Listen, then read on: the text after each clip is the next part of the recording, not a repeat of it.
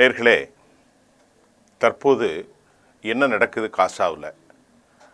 நேற்றைய 2 தினங்களுக்கு இன்றும் சேர்த்து அந்த போர் 670 நாட்கள் என்ற அளவில் வந்துருச்சு. கிட்டத்தட்ட 2 ஆண்டு நெருங்க போகிறதுன்னு நாம் பேசி கொண்டிருக்கிறோம். இப்போ அந்த நாட்டில் இருக்கக்கூடிய மிக முக்கிய இராணுவ தலைவர் ஹெட்ஸ் ஹெலேவினுடைய பதவி விலகலுக்கு பின்பு வந்த இஸ்ரேல் ஜமீர், அவர் ஒரு கம்யூனிசவாதி என்ற குற்றச்சாட்டை அவர் மீது சுமத்திருக்கிறார்கள். ஏனென்று சொன்னால் அவர் இயற்கையிலே அவர் சித்தாந்தம் கம்யூனிசமாக இருக்கிறது என்றும், அவர் கொஞ்சம் திறமையான ஆள் இருந்தாலும் ஏற்கனவே 9 மணி நேரம் நடந்த அந்த விவாதத்தில் அவர் போர் செய்ய மறுத்தார். இப்போ என்ன நிலையானாலும் போர் செய்தே ஆக வேண்டும் என்ற நிலைமைக்கு தள்ளப்பட்டிருக்கிறார் பெஞ்சமின் நெத்தானியாகு. தனிப்பட்ட காரணங்களுக்காக அதுதான் நடக்கிறது. இதற்கிடையில் இஸ்ரேலிய பாதுகாப்புத்துறை அமைச்சர் இஸ்ரேல் கோட்ஸ் போருக்கு அவர் சம்மதம் தெரிவிக்கவில்லை. முரண்பட்ட கருத்துகள் இருக்கிறது. ஆகவே இஸ்ரேலுடைய இராணுவத்துறை அமைச்சரும் இராணுவ தலைமை தளபதியான இஸ்ரேல் ஜமீர்கள் இருந்த போதிலும் போருக்கு நாம் செல்வோம் என்று சொன்னாலும் இவர்களை நீக்குவதற்கு இஸ்ரேல் அரசு சில நடவடிக்கைகளை மேற்கொள்கிறது. யாரெல்லாம் போருக்கு தயாராக இருக்கிறார்களோ அந்த ஆட்களை தவிர மற்ற எல்லாம் பதவியிலிருந்து நீக்குவதற்கு பெஞ்சமின் நெத்தானியாகும் அவரோடு இருக்கக்கூடிய ஸ்மோட்ரிச் மற்றும் பென் கவீர் போன்றவர்கள் கடுமையான நடவடிக்கை எடுக்கப்பட்டிருப்பதாக தகவல்கள் தற்போது வெளியாகி இருக்கிறது. ஏன் இஸ்ரேல் ஜமீர் தயங்குகிறார்? அவர் ஒரு கம்யூனிசவாதி என்று குற்றச்சாட்டு சொல்லப்படுகிறது. பெஞ்சமின் நெத்தானியாகுடைய மகன் யாயிர் நெத்தானியாகு கடுமையான குற்றச்சாட்டை இவர் மீது வைக்கிறார். இவர் குழப்பவாதி, ஆட்சியை கைப்பற்றுவதற்கென்றெல்லாம் கைகலப்பு ஏற்படுகிற அளவிற்கு கூட கடந்த சில மாதங்களுக்கு முன்பு, சில வாரங்களுக்கு முன்பு இப்பிரச்சனை சென்று கொண்டிருந்த நேரத்தில் தற்போது இவர் போரிடுவதற்கு மறுக்கிறார். ஆனால் போர் செய்வதற்கு அரசினுடைய உத்தரவை அவர் ஏற்றுக்கொள்ளவும் செய்கிறார். என்ன காரணம் என்றால் களத்தில் நிலைமை சாதகமாக இல்லை என்பதை அவர் உணர்ந்திருக்கிறார். ஆகவே இவர் மீது ஏதாவது ஒரு குற்றச்சாட்டுகள் கிடைக்காதா என்று அவர்கள் யோசித்து கொண்டிருப்பதையும் நமக்கு புரிய முடிகிறது.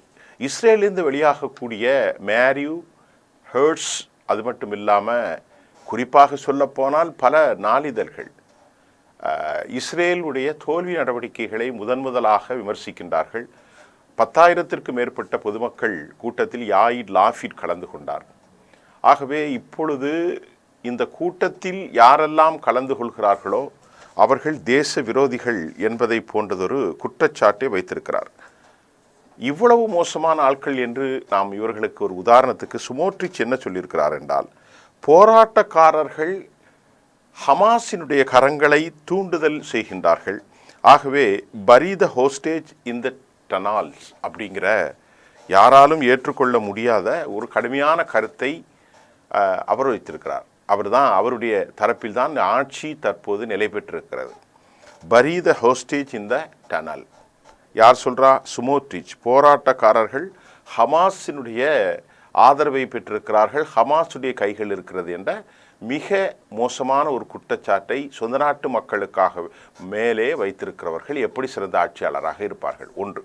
இரண்டாவது, பென் கவீர் என்ன சொல்லியிருக்கிறார்? இந்த போராட்டத்தை கலந்து கொள்பவர்கள் அரசுக்கு எதிராக போரை நிறுத்த வேண்டும் என்றும் பிணைக்கைதிகளை யாரெல்லாம் விடுதலை செய்யப்பட வேண்டும் என்று விரும்புகிறார்களோ அவர்களுடைய இந்த போராட்டம் என்னன்னா, அதாவது மக்கள் போராட்டத்தை தான் விவரிக்கிறார்கள்.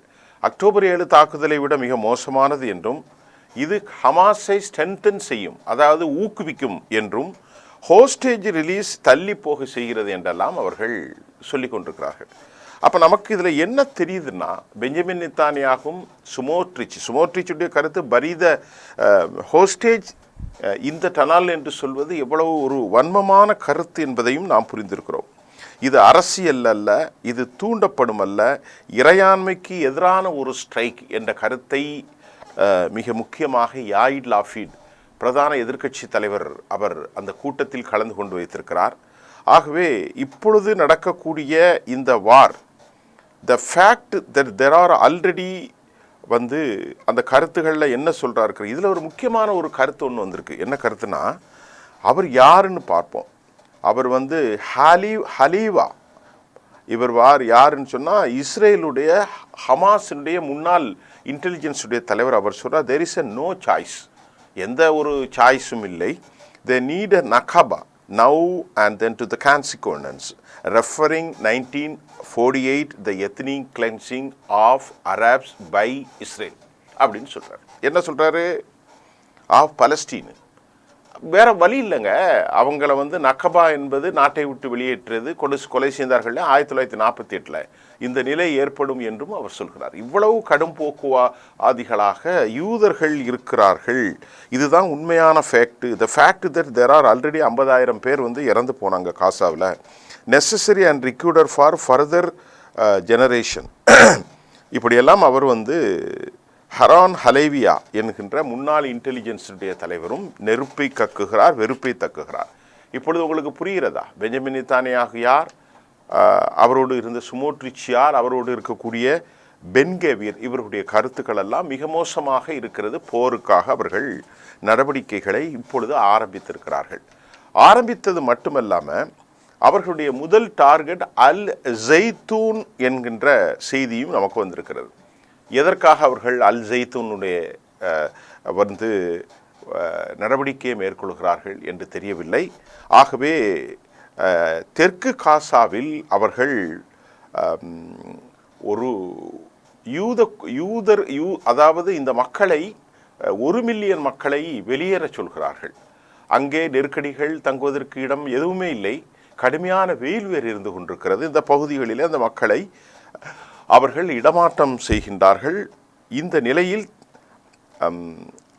இணைந்த ஒரு கோலியேஷன் டீம், ஹமாஸ், அல் குஸ், அது மட்டும் இல்லாமல் அல் கசம், எல்லாருமே இணைந்து இப்பொழுது தாக்குதல்களை மேற்கொண்டிருக்கிறார்கள்.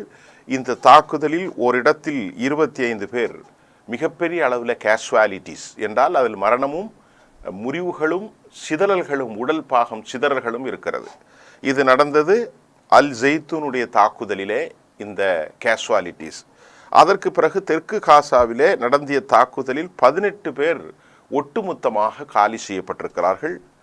அதற்கு பின்பு சலாலா அல் குதூஸ், அல் பஷர், இஸ்ரேலில் ட்ரக் கேரியர்கள் தாக்கப்பட்டிருக்கிறது. எல்லாவற்றையும் சேர்த்து சற்றேறக்கூடிய 118 பேர் அளவிற்கு பெரும் காயத்தையும் மரணங்களையும் அவர்கள் சந்தித்திருக்கிறார்கள் என்ற செய்தி வந்திருக்கிறது. அல் ஜெய்தூனை அவர்கள் இப்பொழுது எதற்காக டார்கெட் செய்திருக்கிறார்கள் என்ற செய்தியும் தெரியவில்லை.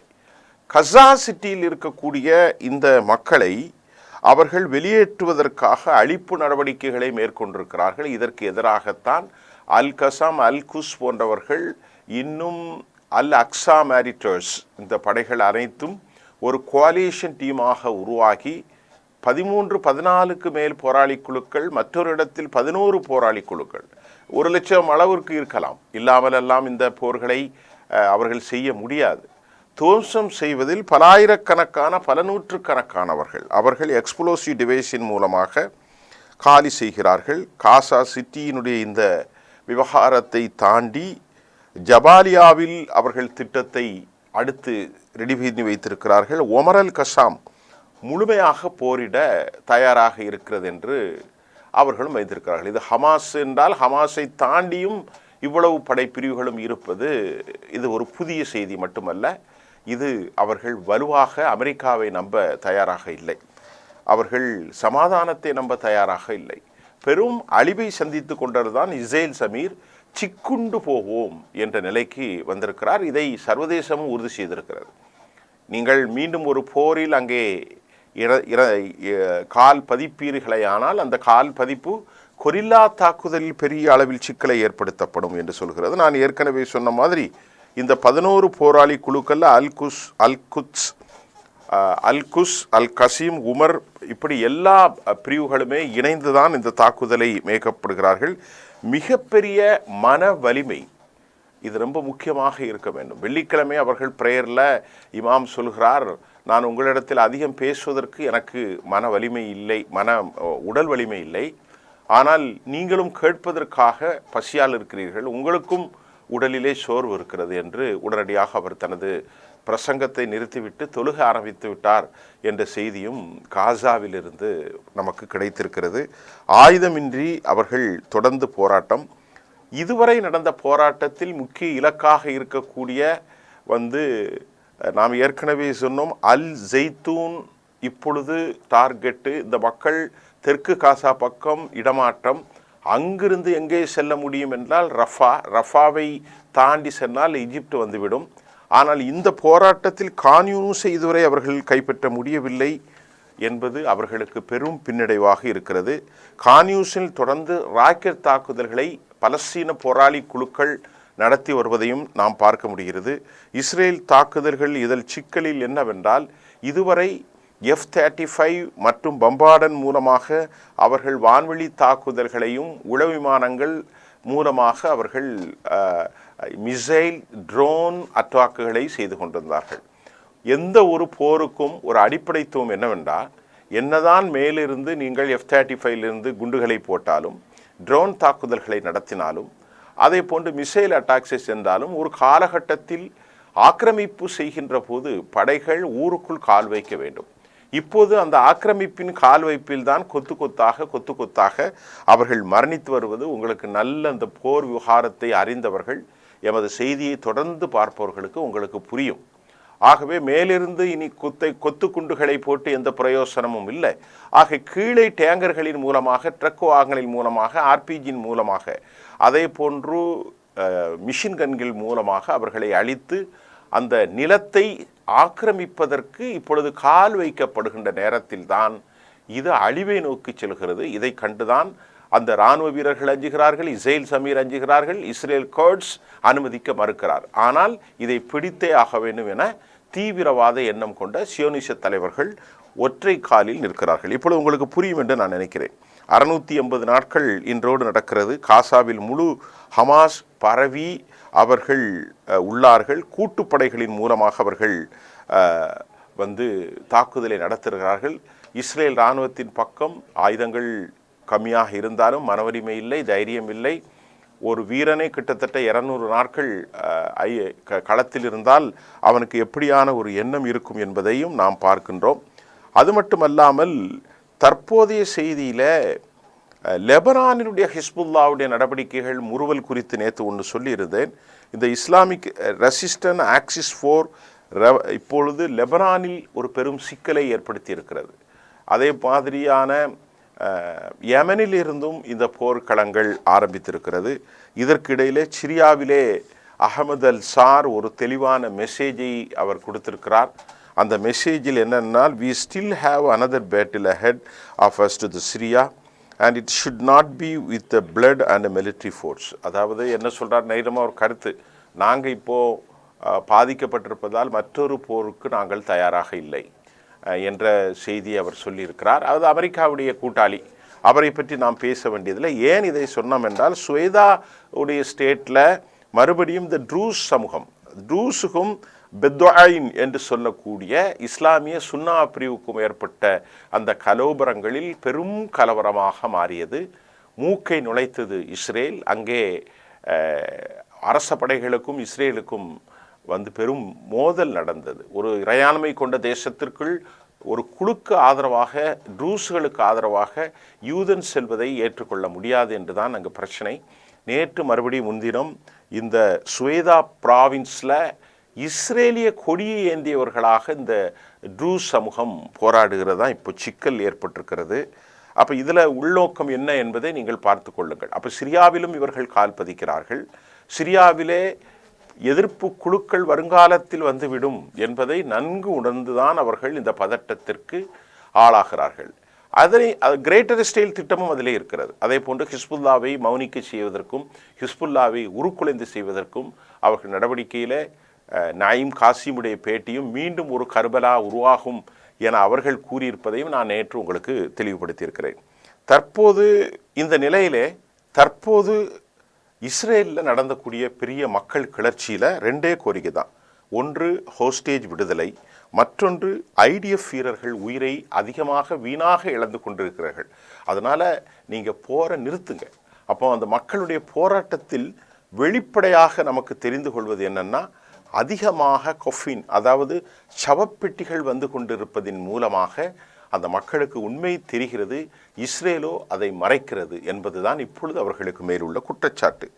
அது மட்டுமல்லாமல் இஸ்ரேல் டைம்ஸ் என்ன சொல்லியிருக்கிறார்கள் என்று சொன்னால், இந்த மக்கள் காசாவினுடைய பார்டரில் சென்று யூத மக்கள் அங்கே டெண்டடித்து கொண்டு போரை நிறுத்துவதற்கும் பிணையாளர்களை, பிணை கைதிகளை வெளியே கொண்டு வருவதற்கும் அவரது உறவினர்கள் தயாராக இருக்கிறார்கள் என்ற கருத்தும் வந்திருக்கிறது. யாயிட் லாஃபினுடைய கோஸ்டேஜ், அவர் இந்த ஹோஸ்டேஜ் ஸ்கொயரில் போய் மக்களோடு போராட்டமாக அவர் கலந்து கொண்டிருக்கிறார். ஆக இப்படி பல சிக்கல் மீண்டும் வழியாகி இருக்கிறது. இதற்கிடையிலே பிரதமருடைய அலுவலகத்தினுடைய அனௌன்ஸ்மெண்ட் என்னென்னால், இந்த போராட்டத்திற்காக அவர்கள் என்ன சொல்கிறார்கள் என்று நாம் பார்ப்போம். ஸ்டீவ் விட்காஃபை அழைத்து மீண்டும் ஒரு பேச்சு, இதெல்லாம் கண் துடைப்பு, இது ஒன்றும் நடக்காது. என்ன சொல்கிறார்கள் என்று சொன்னா, the comprehensive deal that the secure the release of all the captives என்று வழக்கமான பொய்யை பெஞ்சமினுடைய அதிகார அலுவலகம் விட்டு கொண்டிருக்கிறது. ஆகஸ்ட் 17 மீண்டும் போரிட நெத்தனியாகுடைய சூன் ஐடிஎஃப் சீப் ஒரு அறிவித்திருக்கிறார், நாங்கள் உள்ளே நுழைய போகிறோம் என்று. அப்போ அவர் சொல்லி தான் செய்வார், உள்ளே நுழைய போகிறோம் என ஐடிஎஃப் சீப் சொல்கிறார். பிரதமருடைய அலுவலகம் முன்னுக்கு பின் முரணாக ஒரு காம்ப்ரிஹென்சிவ் டீலுக்கு நாங்கள் பேச போகிறோம்னு மக்களை ஏமாற்றுகிறது. மக்கள் காசா எல்லையிலே போராடுகிறார்கள். அவர்களுடைய போராட்டத்தில் 2 கோரிக்கை. ஒன்று, பிணை கைதிகளை விடுதலை செய்ய வேண்டும். 2வது கோரிக்கை, அநியாயமாக சாகக்கூடிய இளம் ஐடிஎஃப் வீரர்களை திருப்பி கொண்டு வந்து போரை நிறுத்தினால் உயிர் பலி இருக்காது, அவ்வளவுதான். 3வதாக, உலக அளவிலே போரியல் ஆய்வாளர்கள் சொல்வது, இந்த கொரில்லா தாக்குதலில் பெரும் அழிவை இஸ்ரேல் சந்திக்க போகிறது. இந்த 3 காரணங்கள் தான் இருக்கின்றது. ஆகவே தான் இந்த நிலை தற்போது இருக்கிறது. அல் ஜெய்தூனை அவர்கள் தாக்குதல் நடத்தியிருக்கிறார்கள். கூட்டுப்படைகளுடைய தாக்குதல் வலிமையாக இருக்கின்றது. போராளி குழுக்கள் இணைந்து 11க்கும் மேற்பட்டவர்கள் போரிட்டு கொண்டிருக்கிறார்கள். F-35 போன்ற குண்டுகளை போட்டு ட்ரோன்கள், மிசைல்கள் தாக்குதல் நடத்தி தரைப்படையில் பெரும் உயிரிழப்பும் பெரும் அழிவும் ஏற்படும். இப்பொழுது சிக்கின்றிருக்கக்கூடிய வீடியோக்கள் பெரிய பரபரப்பை ஏற்படுத்தியிருக்கிறது. கொத்து கொத்தாக அவர்கள் கொல்லப்படுகின்ற வீடியோக்களை மிக அழகாக படம் எடுத்து அவர்கள் அனுப்பி இஸ்ரேல் சமூகமும் உலக சமூகமும் அதிர்ச்சியிலே உறைந்திருக்கிறது. இப்படி பல செய்திகள். அதே போன்று சிரியாவிற்குள் மீண்டும் இஸ்ரேலுக்கு ஆதரவான குரல்களை ட்ரூஸ் சமூகம் இஸ்ரேலுடைய கொடியை ஏந்தி போராடுகிறார்கள். ஆகவே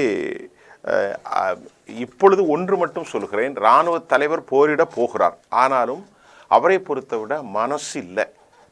அவர் ஒரு துரோகியாக சித்தரிக்கப்படுகிறார், ஒரு கம்யூனிசவாதியாக சித்தரிக்கப்படுகிறார்.